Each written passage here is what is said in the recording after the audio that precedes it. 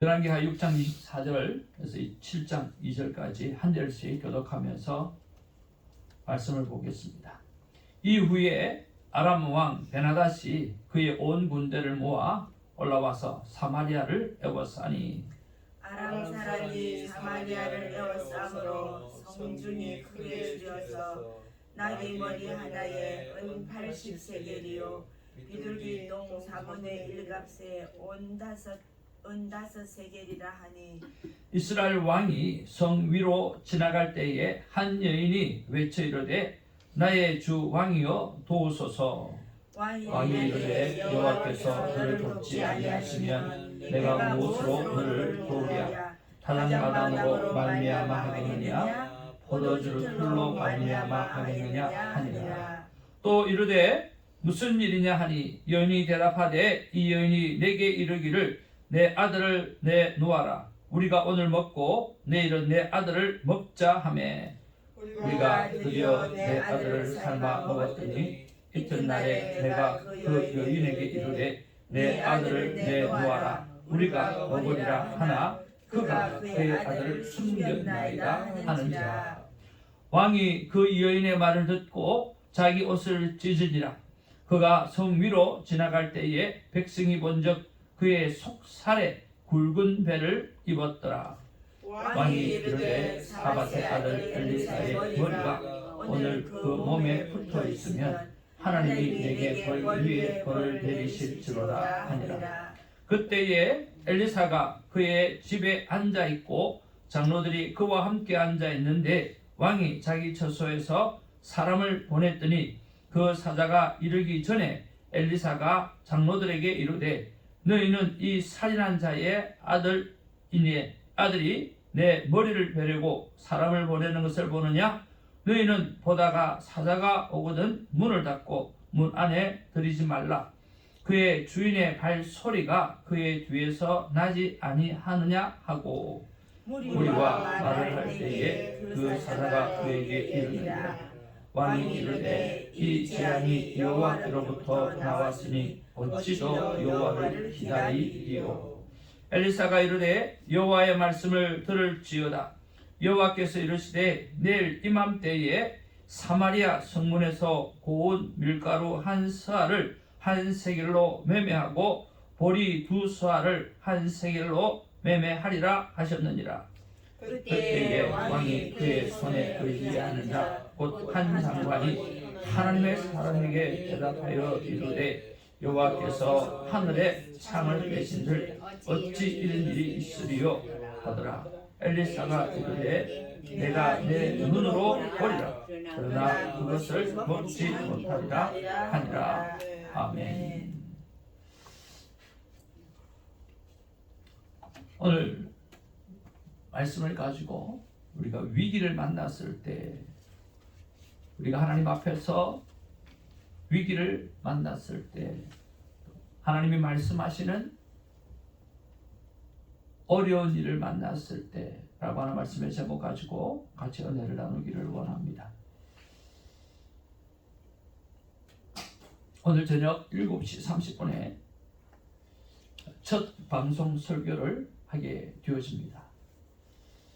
그러면서 이런 생각을 해보았습니다. 과연 설교가 무엇인가?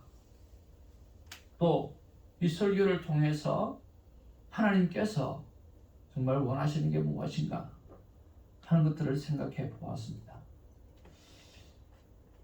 설교가 무엇인가를 늘 생각할 때마다 저는 인생의 정답을 찾는 것이다 라고 생각을 합니다. 우리는 세상을 살아가면서 수많은 갈등과 고민을 가지고 살아갑니다.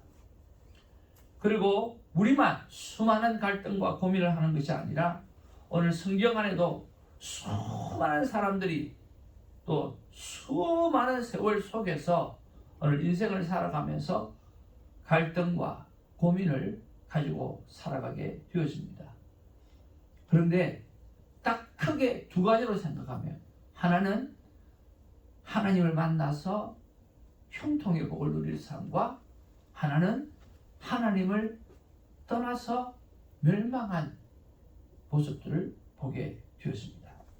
그런 면에서 우리가 성경을 보게 되어지면 우리 안에 있는 수많은 문제들을 오늘 발견하게 되어지고 똑같은 문제를 발견하게 되어지면서 그들이 하나님 앞에서 어떻게 그 문제를 해결했는가를 통해서 오늘을 살아가야 될 우리의 삶의 방향을 결정하고 인생의 정답을 알아갈 수 있다라고 하는 거죠. 그런 면에서 여러분 늘 하나님의 말씀을 들을 때마다 저와 여러분의 인생에 한 가지씩 정답을 여러분 발견하고 감사하며 살아가는 그런 은혜가 있기를 주님의 이름으로 축복을 드립니다. 두 번째는 우리가 설교를 통해서 알아야 될 것은 무엇이냐고 하면 한번 따라하겠습니다. 하나님은 언제나 내 편이다. 그렇습니다. 오늘 성경에 보면 하나님은 언제나 내 편에 서서 모든 일을 행하시는 것을 보게 되었습니다. 하나님은 끊임없이 사랑을 베풀어 주시고 끊임없이 하나님의 사람들 남은 자를 보내어 주셔서 하나님은 계속해서 우리를 구원하시기 위해서 특별한 열심을 가지고 행하시는 모습을 보게 되었습니다. 그런 면에서 하나님은 언제나 내 편에 서서 일하신다라고 하는 거죠. 설교도 마찬가지입니다. 이때까지 하나님은 제 편이었습니다.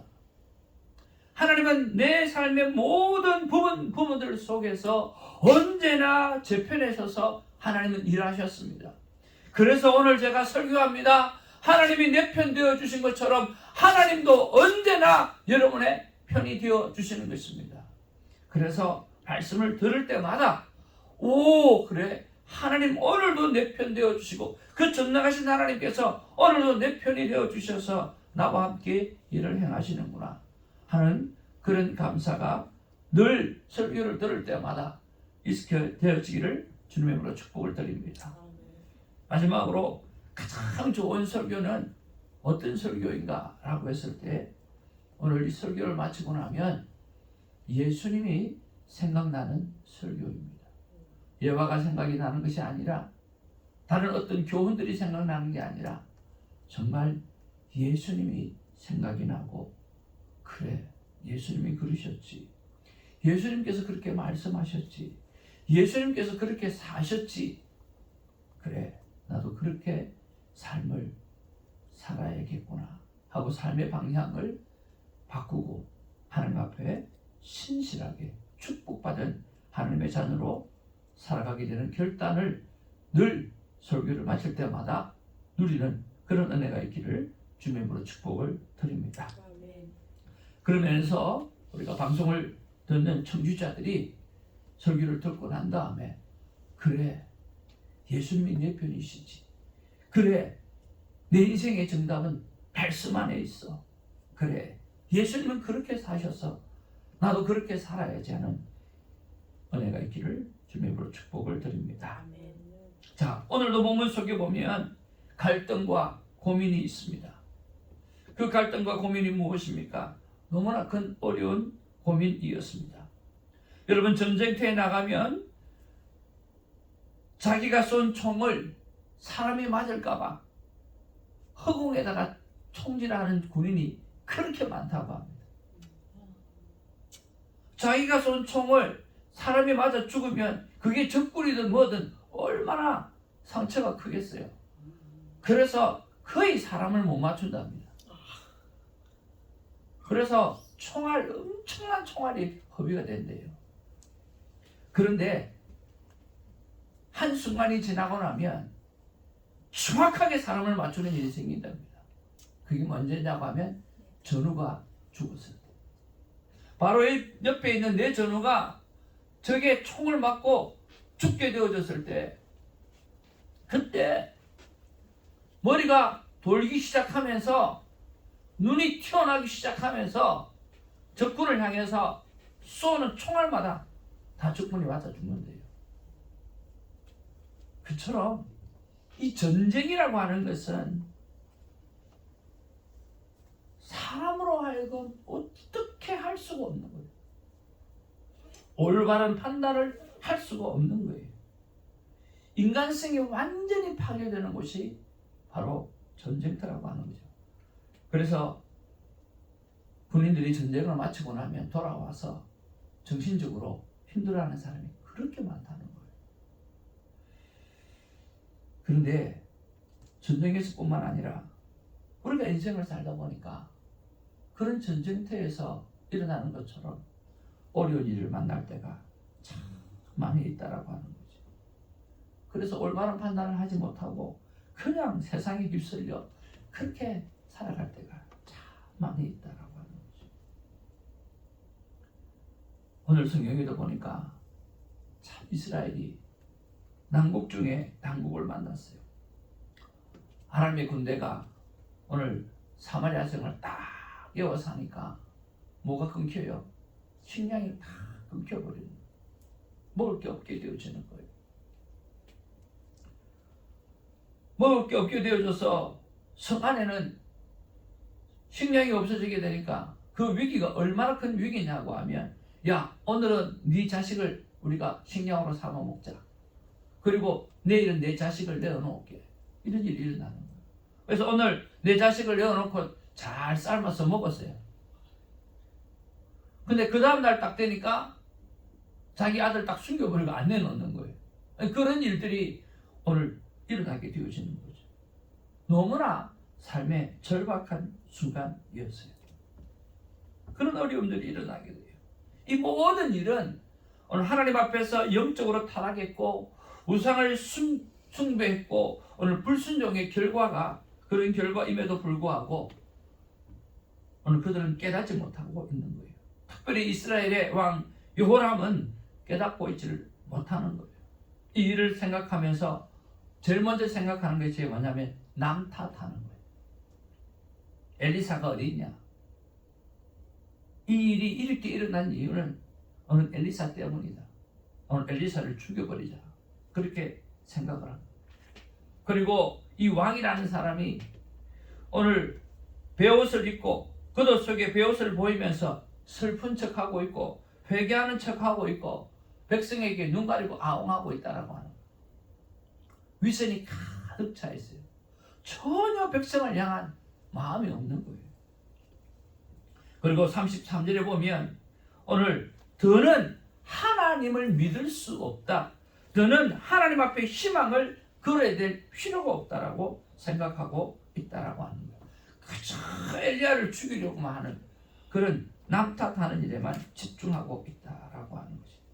그런데 여러분 반면에 엘리야는 어떻습니까?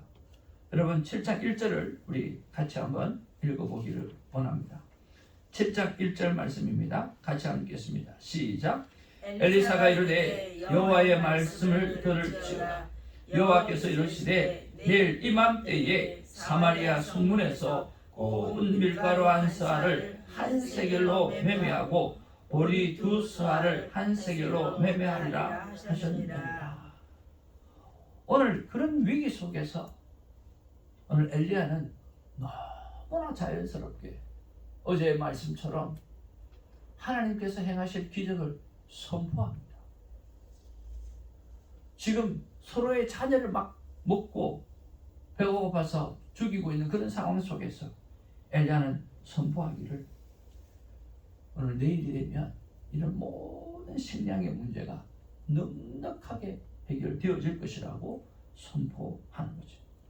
오직 하나님 한 분만을 의지하며 나아가면서 오늘 해결함을 받는 그런 엘리사의 모습을 보게 되었습니다.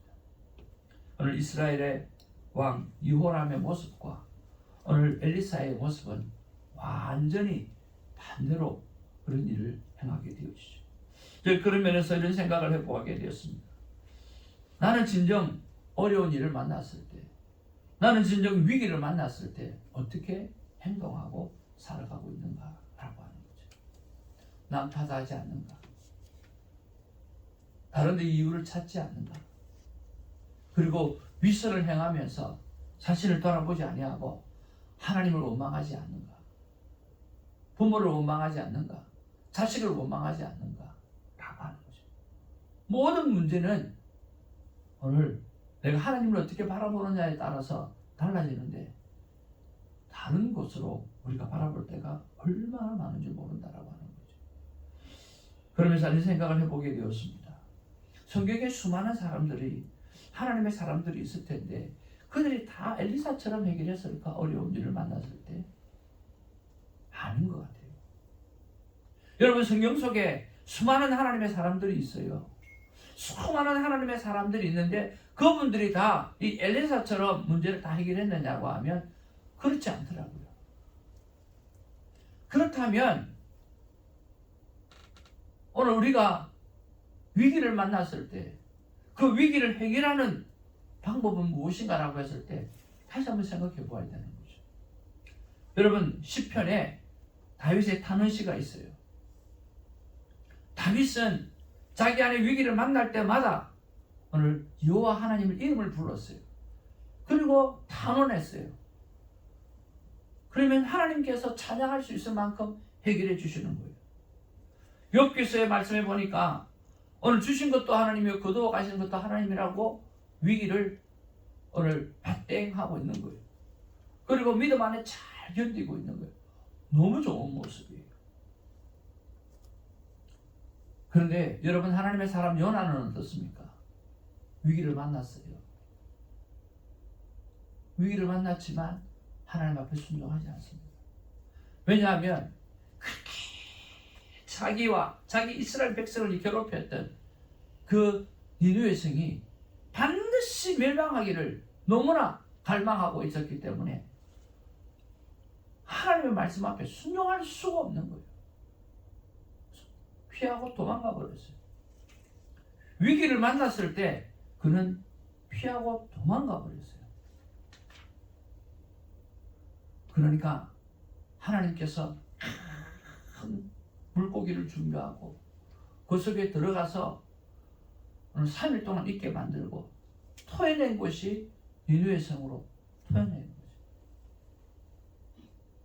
그리고 하기 싫은 그 일을 어떻게 하든지 요나를 통해서 행하게끔 해서 니느웨 성이 하나님 앞에 회개되어지도록 만들어버리는 거죠. 위기를 만났을 때 하나님의 사람들은 다 순종했는가? 순종하지 않은 거예요. 여러분, 아브라함은 어떻습니까? 믿음으로 떠났습니다. 그러나 위기를 만났습니다. 세상에 아내를 오늘 누이로 속이면서 위기를 모면하려고 그러지 않습니까? 하나님의 사람이에요. 다윗은 어떻습니까?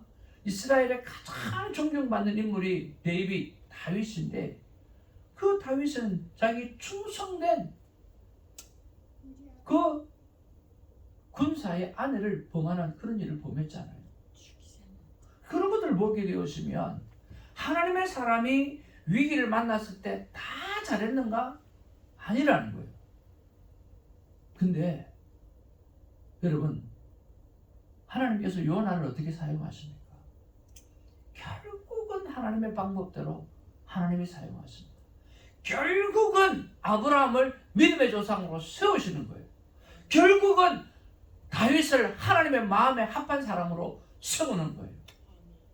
그러니까 중요한 것은 위기를 만날 때마다 내가 하나님 앞에서 어떤 순종하고 믿음을 바라보는 것도 정말 중요하지만 더 중요한 것은 위기를 만났을 때 내가 어떻게 행동하는가 보다 더 중요한 것이 내가 하나님의 손에 붙들려 있는 사람인가 붙들려 있지 않는 사람인가가 더 중요하다는 거예요. 내가 하나님 앞에 붙들려져 있는 사람이면 내가 위기를 만났을 때 그때 잘못으로 오늘 순종하지 못한다 할지라도 하나님은 택한 하나님의 백성이기 때문에 택한 하나님의 백성이고 하나님께서 책임지는 하나님의 자녀이기 때문에 그 영혼을 결국은 믿음의 조상으로 결국은 하나님의 마음에 합한 사람으로 만들어낸다라고 하는 거죠. 하나님 편에서 붙잡혀 있는가가 붙잡혀 있지 않는가가 정말 중요하다라고 하는 거죠. 여러분, 우리 삶 가운데 성령 충만할 때가 있어요. 그래서 하나님 앞에 순종 잘할 때가 있어요. 그래서 하나님 앞에 축복을 누릴 때가 있어요. 그런데 여러분, 그렇지 못할 때도 있지 않습니까? 제가 한 번씩 지난 날 하나님 앞에 받았던 은혜를 이야기합니다. 손 목사님, 저는 어렸을 때 아버지한테 그렇게 핍박을 받았는데 은혜 받고 오고 난 다음에 아버지를 바라보면서 가족 격대를 때리는 아버지 앞에서 무릎을 꿇고 아버지 하나님은 살아계십니다 하고 방언으로 이야기했더니 아버지가 더 심하게 때리더라고요. 그런데 그 이후에 신앙 문제로 한 대도 맞지 않았어요.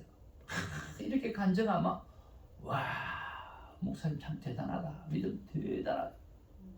아멘.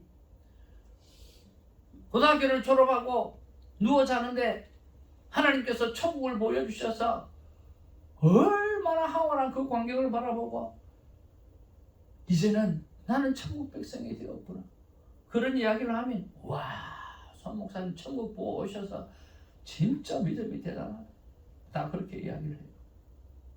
그런데 그런 내가 어려움을 겪었을 때 도저히 돈수나 뭐 길도 없고 하나님 어떻게 해야 될지 몰라가지고 밤늦게 가게에 들어가서 담배 한 갑을 사가지고 그 담배를 줄담배를 피우면서 하나님 앞에 어떻게 살아가야 될지, 어떻게 견뎌야 될지 몰라가지고 고개를 떨구고 지냈던 시간들, 그런 것들을 이야기하면 어떻게 그 사람이 그럴 수 있나, 상황마다 다 다른 거예요. 한국에서만 그랬냐, 미국 와서도 그랬어요. 미국 와서도 도무지 이 식구들 다 데리고 와가지고 해결할 수 있는 방법이 없어요. 하나님 어떻게 해야 됩니까? 해결할 수 있는 방법이 없어요. 담배를 한 갑 사가지고 줄담배 피우면서 참 정말 죽고 싶다, 정말 힘들다, 이거 어떻게 해야 되나, 그런 이야기를 하면 그 믿음 좋았던 모습이 하나도 없는 거예요. 그런데 내가 누구 앞에? 하나님 앞에 붙들려 있는 하나님의 사람이니까 하나님은 그런 나를 회복시키셔서 오늘 여기까지 하나님을 오게 하시는 거죠. 여러분, 정말 중요한 것은 하나님의 손에 붙들려 있는 사람이 되어져야 된다. 내가 잘할 때도 있고 내가 잘 못할 때도 있지만 위기를 만났을 때 우리는 언제나 하나님의 붙들려 있는 하나님의 백성이 되었으면 하나님께서 그 모든 문제를 해결해 주시는 것입니다. 아멘. 네. 그리고 우리가 위기를 만날 때마다 꼭 해야 될 일이 있어요. 믿음의 사람들이 행동하는 것 여러분 보면 잘한 것도 있고 못한 것도 있잖아요. 여러분, 모델이 될 수가 없어요. 무엇만이 모델이 될 수 있을까요? 예수님만 모델이 될 수 있어요. 여러분, 예수님은 어떻게 하셨어요? 예수님이 극렬한 위기를 만났을 때 예수님이 하시는 행동은 오늘 성부 하나님을 향해서 나아가서 겟세마네 동산에서 기도하는 거였어요. 땀방울이 핏방울 되도록 기도하셨어요. 아, 그렇구나. 예수님은 위기를 만났을 때 하나님을 붙잡는 기도를 하셨구나. 그게 예수님의 방법이에요. 믿음의 사람들의 모습을 보면 다 달라요. 상황에 따라 다 달라요. 그런데 오늘 예수님을 보면, 예수님이 하신 행동을 바라보면 오늘 예수님은 위기를 만났을 때 언제나 무릎을 꿇고 기도를 선택하며 하나님의 전에 나와 있었다라고 하는 거예요. 여러분, 위기가 왔습니까? 그렇다고 하면 여러분, 하나님을 찾으시기를 주님의 이름으로 축복을 드립니다. 왜냐고 하면 예수 그리스도 그분이 그렇게 하셨기 때문입니다. 그래서 우리는 그 일을 통해서 문제를 해결함을 받는 거죠.